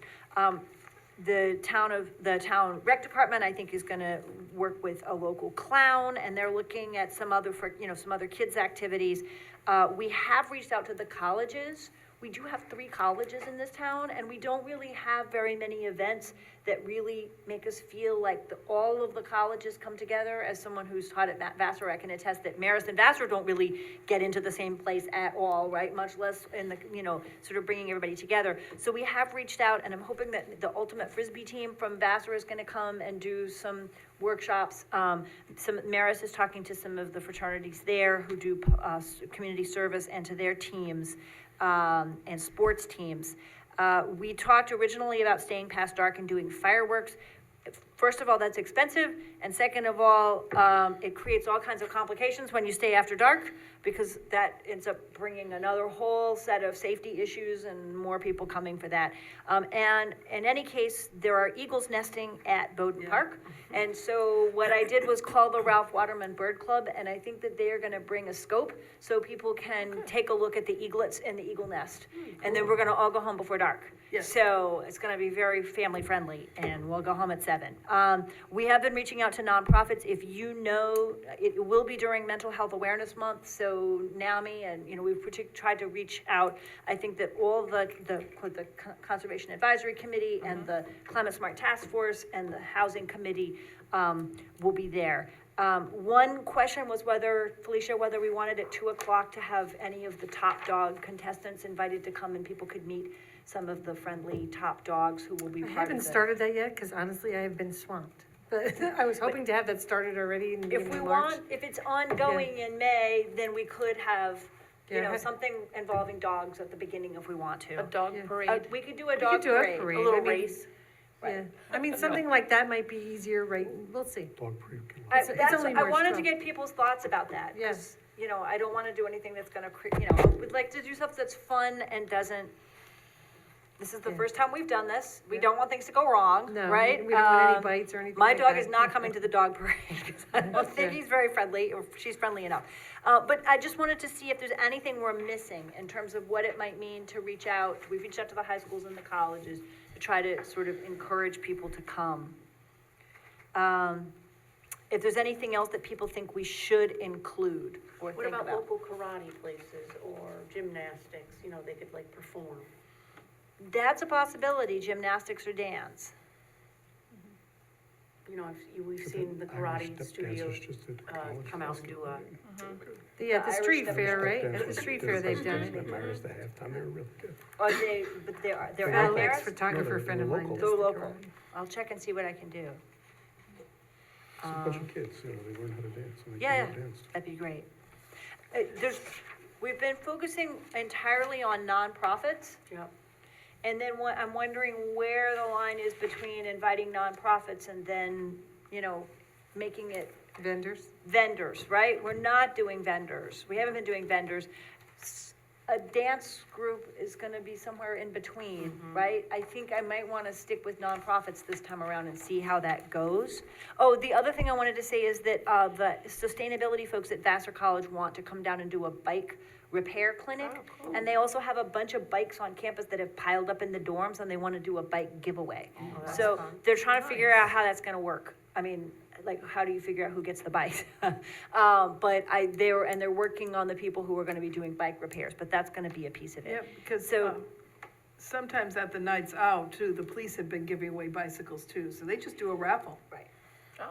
Oh, that's a good idea, to do the raffle. I'm not sure how many bikes we're talking about. The other thing is that, the police will be doing child seat checks and fingerprinting and some, you know, I think we wanna center what we as a town offer to people, right? From the Right. food scraps recycling to the police, you know, and their role. It's gonna be about the town, but Nate is reaching out to the county to see if there are county agencies that would also like to come. So does and the highway nonprofits. department bring a truck down there, like you mentioned, the touch-a truck? I'm sure they will want to. It's The a bigger- it's a sewer truck bigger the area, sewer too, department did an incredible than job Greenville. of decorating one of their vac trucks for, the holiday parade. And I don't know if they wanna bring a touch of vac truck or not, I don't know what people wanna do. But certainly highway, I think, and the police, certainly the police will be there. And I already let all departments know to invite people who might wanna participate. If there are any groups in the town, if there's any nonprofits, if there's any other things that we'd like to add, I just wanted to sort of make sure this feels like it Well, the belongs to Duchess, everybody.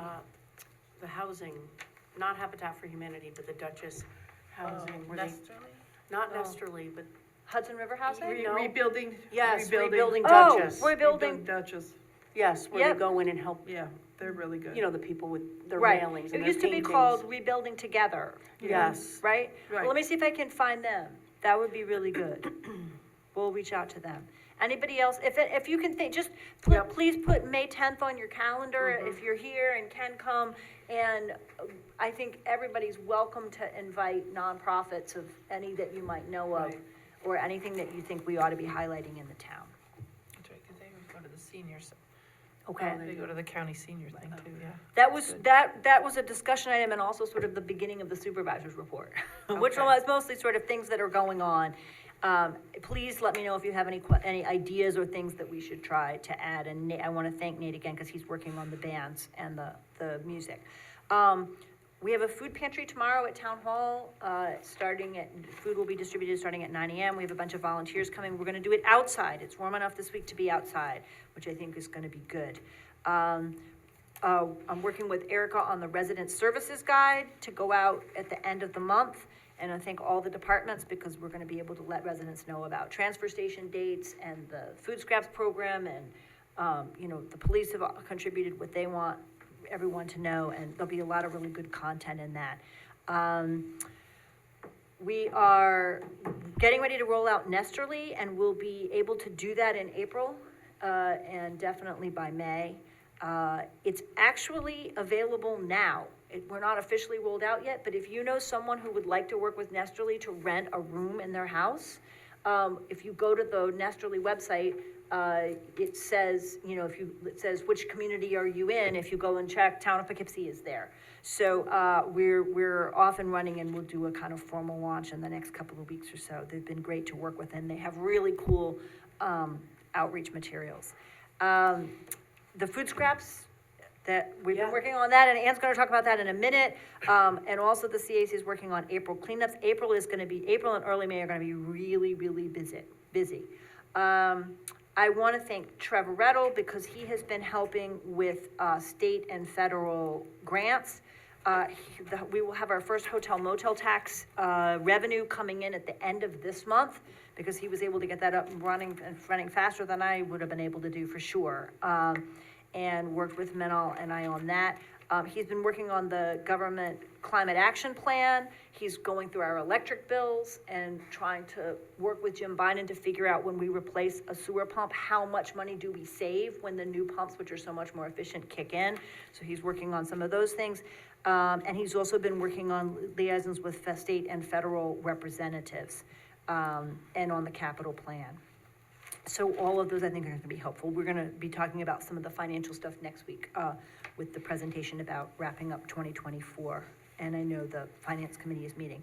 And just about last but not least from my report, Friday is Pie Day. And so I am going down to Van Wyck High School. If anybody else wants to come down, they are doing on March 14th, 314 every year, 3.14, the first numerals in pi. And so it's Pi Day, and so I'm going to go down and celebrate math education. It's a day to affirm mathematics education. And anybody who wants to come down Well, I signed up, they better have pie.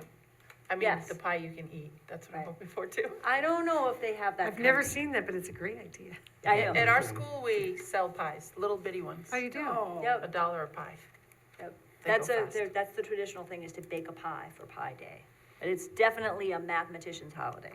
So, and also, in addition to Pi Day, happy St. Patrick's Day to everybody. That's also an important holiday around here. So, okay, that's about it for me right now. We'll have more stuff ongoing, but I wanted to turn it over to the other committee reports.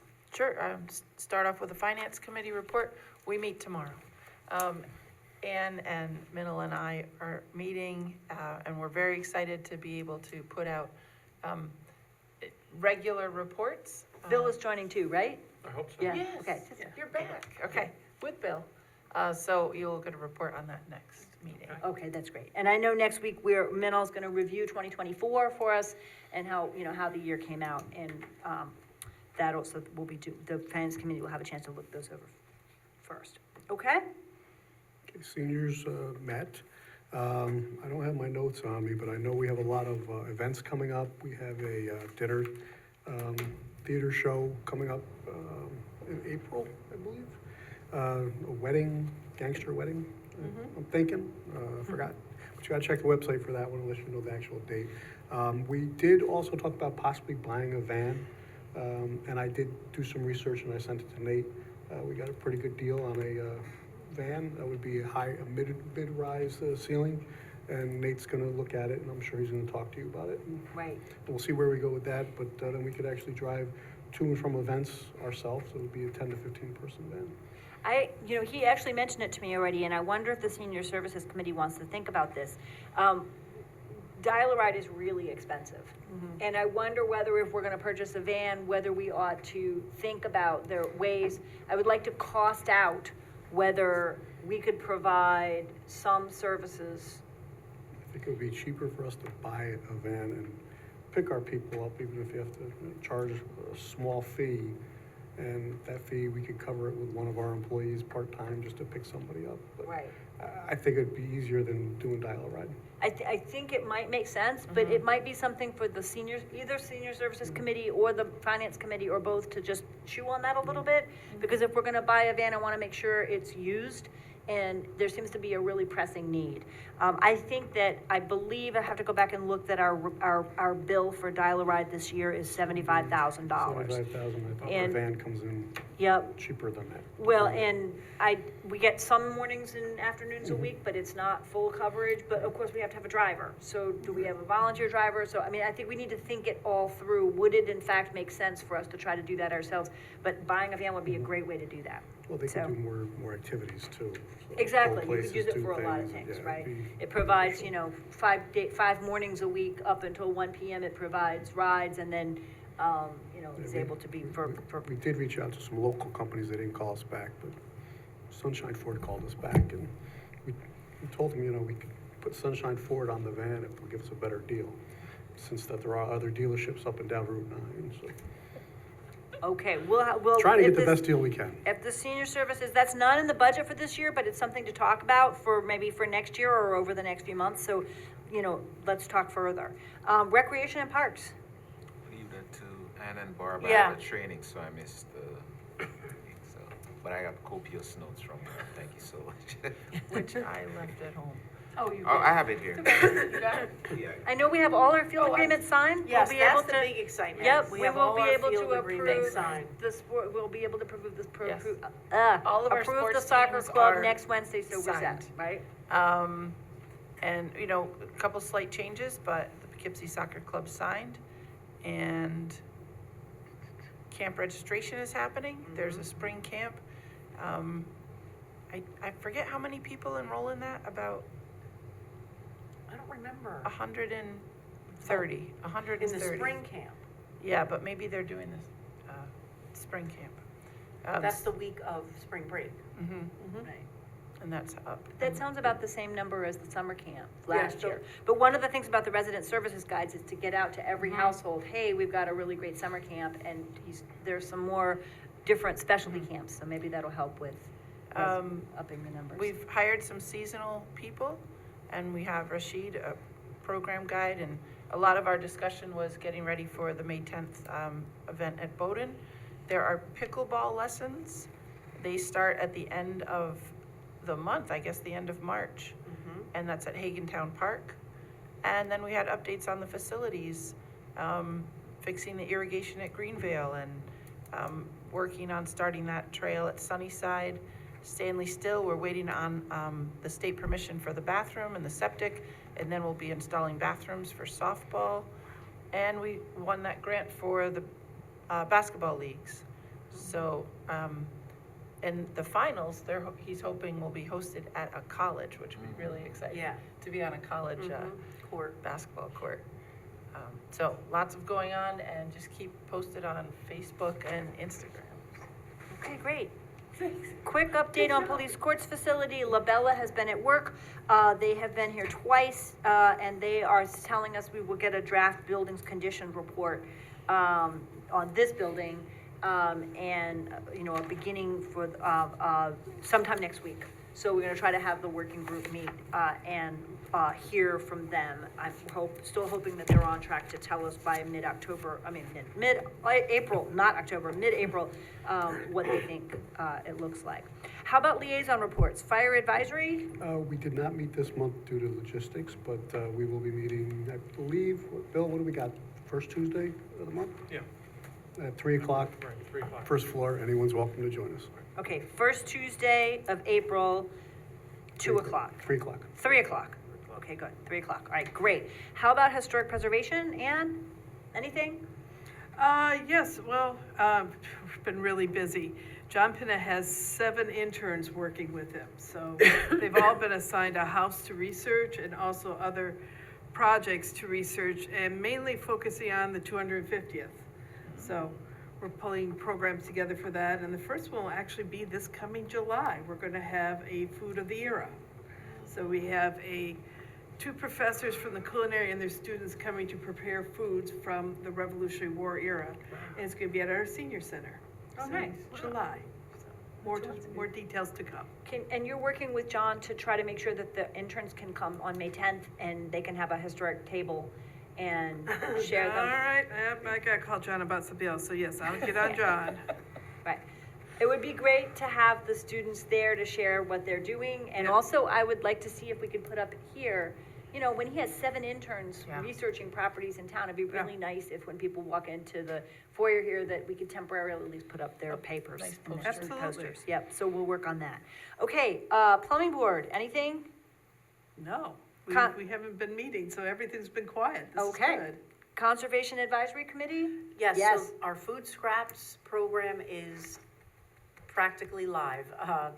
We will have kits being handed out, so if you've signed up for a kit, which is a composting container, you know who you are. If you signed up, you will be getting an email today or tonight or tomorrow, just letting you know that Sunday, we're gonna have our first pickup over at the transfer station, Highway Department, where you can come and pick up your kit. So if you've signed up, be on the lookout for an email. We're doing it from 11 to 2 on Sunday, and then we're gonna do another pickup next Wednesday before the board meeting from 4 to 7 over across the way at the Highway State, transfer station / highway department. So what that means is, the people who've signed up for a kit, and there's still time to sign up, you can start using that container to compost, and as of March 22nd, so basically 10 days away, is when you can start dropping off your compost. If you don't have a kit, you can still contribute. You can use your own container from home, and it is free for for residents for the next year or so, or where it's no cost to the resident. You just come and bring your food scraps, and we will happily collect them. And the 2 sites for drop-off, one here at Town Hall on the lower level, it's very, very marked out. There's containers and a sign, and then another one on the other side of town at Abe's Way where the senior center is.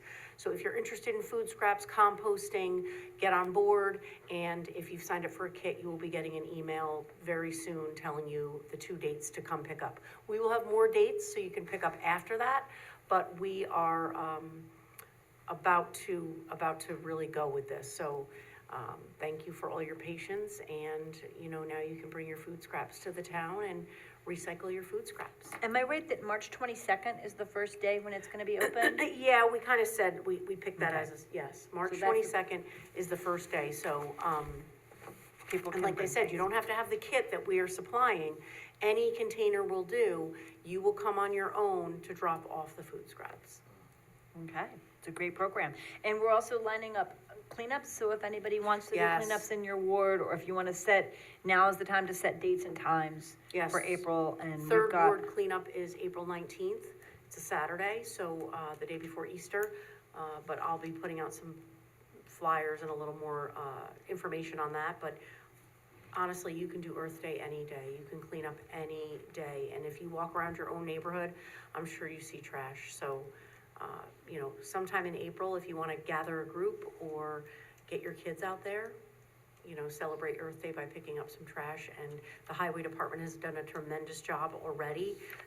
We've had this lucky week of warm weather, so the highway superintendent got right down to business and started getting his guys out there cleaning, and 50+ bags of garbage collected already throughout various roads in the town. So if you're seeing cleaner roads, thank your highway department, and then I just encourage everyone to get involved, because our roads are full of trash, unfortunately.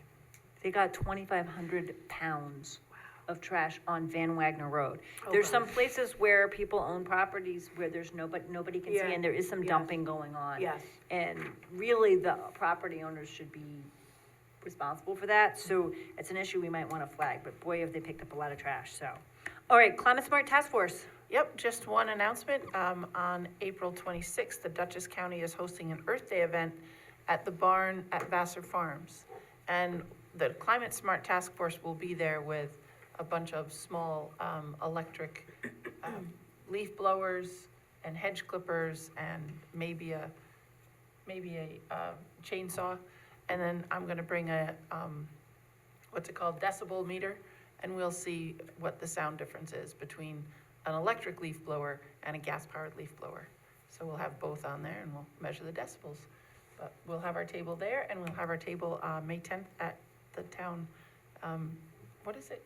Community Day. Community Day. I was gonna say Town Day. It is Town Day. That's it. Yeah, we can call it that. Thank you, and I think Hudson 7, anything? Yes, Hudson 7 actually met today, and they've completed their drinking water source protection program, and they're gonna be bringing around to all the 7 communities that participate here. So we'll be setting up a workshop for them to come in and present this program to us that explains what Hudson 7 does and what we can do to protect our drinking source water, the Hudson River. Would they like to come on May 10th? All righty, I will talk to them too and see if they wanna come. If not, we'll find another time, but, Well, I think they wanna give it's an actual Right.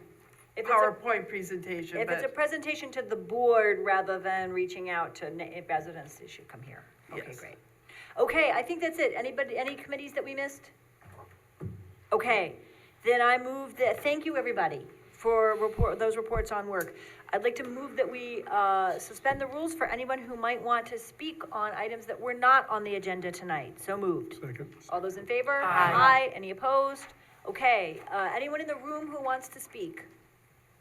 Okay, then, yep, sorry, hi. Just real quick. Welcome. So Bob Gorman from the 4th Ward and Dutchess County Legislator. I was one of the sponsors on the previous presentation that you had, and it was our intentions to include the best battery storage in that particular proposal, so that you wouldn't be able to mount this close to an aquifer in case there was runoff. And unfortunately, I didn't hear the beginning of Mr. Welty's presentation, but it would be nice to have a concrete tub enclosed in the class 2, class 3. I don't know if that was included in the. Yeah, those are. I think it's included in 3. I'm not sure it's included in 2. Mike's shaking his head, so is that a yes? I believe it's in both. Yep. Oh, okay. Go back and fit it. I missed it.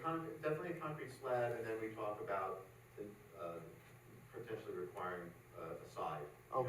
A Because I know that I did, in the automotive industry, we have a container that's sealed watertight. So if we have a car or a vehicle that's in a fire, we put it in that, leave it sit for 72 hours. Then that water becomes hazardous and has to be removed, so, thank you. Okay. Excuse I me, think Bob. But it's, I'm very encouraged by the language in that proposed code change. great, thanks. Excuse me, I've always wanted to ask you, how many times have you had to use that? How many times have you encountered an electric car on fire, where you had to do that with the battery? Well, I'm the president of the Tow Association Right. for New York. So, yeah, in fact, Copart, which is a scrap haul dismantler, has had yards, entire yards of 300 cars burn up. Really? Yeah, so one car burns up, and if it's too close to the other vehicles, the whole yard goes up. So when they started that, then you need to have Jersey barriers and actually create barriers between vehicles. So you need to have 8-10 feet in between vehicles when you have electric vehicle. And you need to leave it sit there. Whether it's on the fire in the accident or not, it doesn't matter. So that becomes an issue. And that was more your lithium ion batteries and the older model. When you get into a solid state manufacturer, there's no liquids in there, and the explosion qualities are lower, but still there. When you get to the sodium ion that I mentioned before, that becomes a whole different, it doesn't have that runaway chemical reaction. Right. So that's a problem with it. And I would also say that, Dutchess County Hazardous Materials would be the entity that probably gets involved and with some of this fire training and that with Bill Beal or the new commissioner that we're looking to hire fairly soon, so. Okay, thanks. That gave me a chance to check, and on page 7 and page 9, it does call for the concrete pad with a lip to contain to protect groundwater, so Great, that's in great, there. okay, thanks. So, all right, thank you very much. Doreen, welcome. Hey, thank you. I had a question about the aquifer law that I put in the chat, but I don't know if anybody can answer this or find out. When you're talking about the separation of distance from the contaminant sources to wetlands, I was wondering what kind of wetlands? Is that all wetlands? Is it just federal? Is it state or town? So that would be my question. Is it federal, state, or Doreen, town wetlands? it was all wetlands that are delineated by the New York State DEC. I just don't remember where I read that. It was in the code. Yeah. Okay, so it's, Yep, so it it's says- only, Aquifer means any water-bearing permeable geologic unit identified or delineated by specifically New York State as a principal or primary aquifer or groundwater protection zone or similar regulated groundwater area identified by local municipalities. So it looks like they're using the state DEC. And wetlands shall include only those wetlands designated by New York State DEC. okay, well, Oh, yeah, thank you there for you go. answering that. That is unfortunate though, because those are much larger wetlands. The other thing that I wanted to say was about the overtime costs that I've been concerned about in the event of a fire. I filed a Freedom of Information Law request for the overtime for 2024 for the Arlington Fire District. I have to tell you that the top 10 overtime earners, here, I'll make it easier, the top 5 earned anywhere from 81,000 to 120,000 in overtime alone for 2024. So when you have the top 5 that made, around 81 and 20,000 in overtime, think how much, per hour that is, and it can add up an emergency. So that's why I keep talking about that. Thing is, I wondered if you could identify what are those 1 or 2 sites that you're talking about for the best, that there's only 1 or 2 sites in the town. Have they already been identified for you to make public? Well, it has to be next to a substation, right? And as Mike said, I think there's only about 6 substations in town, and some of them have no heavy industrial around them. So we could just go take the Dutchess Parcel Access and take a look, but it's got to be a site that's zoned heavy industrial and is right smack next to a substation, a Central Hudson substation. I think we could figure that out. I think we have. Yeah, that would be interesting. Thank you. And then the only other thing is about the dial-a-ride. A van that had extended dealings with dial-a-ride for a relative who's in a wheelchair. So obviously you would have to, if you're going to be thinking about replacing dial-a-ride, it has to be something that has a motorized lift that can accommodate wheelchairs. And you can't have it just so that it's somebody may half a day, half day, next day, because basically that's what dial-a-ride does now, and it doesn't serve all of the town, and it was very hard. I mean, I was available to take my relative and was, willing and able to do that. Not everybody has somebody who is available, and it's really hard when you're wheelchair bound and you need to get someplace like dialysis. We had to, so you have to think about what you're doing. It can't just be something that would be nice to, put some people in and, take them to a show or something. If you're going to be replacing dial-a-ride, that's, like a serious matter. So it may be expensive, but I think it requires a lot of thought.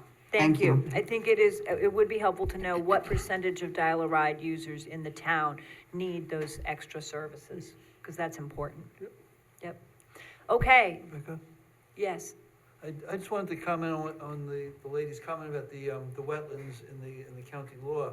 It does say now, designated by DEC, and as the lady said, in the past, that was both fairly large wetlands, so it was restrictive, and also there was a special DEC designation process, which was mapping.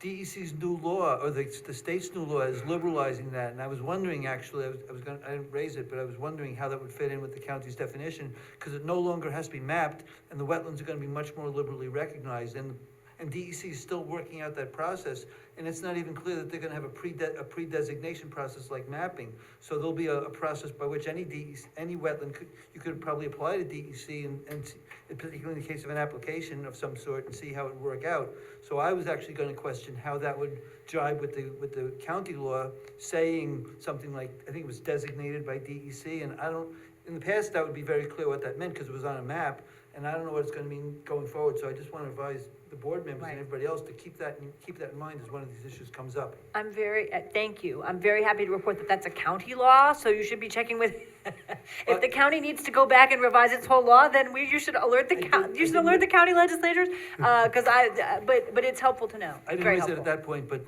since the lady mentioned it, I thought I'd raise it. Great. Okay, thank you. I think that's everybody.